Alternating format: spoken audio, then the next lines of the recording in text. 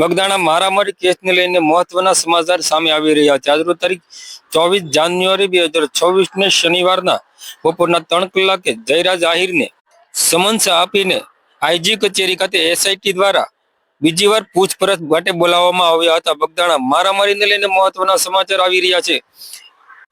IG કચેરી ખાતે જયરાજ આહિરની ધરપકડ કરવામાં આવી હોય તેવા સમાચાર સામે આવી રહ્યા છે। આજે જયરાજ આહિર એસઆઈટી સમક્ષ બપોરે 3 વાગે બીજી વાર હાજર થયા હતા। ત્યારબાદ એસઆઈટી દ્વારા તેમની ધરપકડ કરવામાં આવી હોય તેવા સમાચાર સામે આવી રહ્યા છે। જયરાજ આહિરે એસઆઈટી સમક્ષ રજૂ થતા પહેલા એક વિડીયો પણ સોશિયલ મીડિયામાં વાયરલ કર્યો હતો। તેમણે જણાવ્યું હતું કે આ કેસમાં મને ન્યાયતંત્ર અને પોલીસ ઉપર પૂરેપૂરો ભરોસો છે। જ્યારે પણ એસઆઈટી મને તપાસ માટે બોલાવશે ત્યારે હું ચોક્કસથી હાજર થઈ। ત્યારબાદ આજે તેમની ધરપકડ કરવામાં આવી હોય તેવા સમાચાર સામે આવી રહ્યા છે। અત્રે ઉલ્લેખનીય છે કે સમગ્ર ભાવનગર જિલ્લા સહિત સમગ્ર ગુજરાતમાં બગદાણા ચકચારી મારામારી કેસે ચર્ચા જગાવી હતી।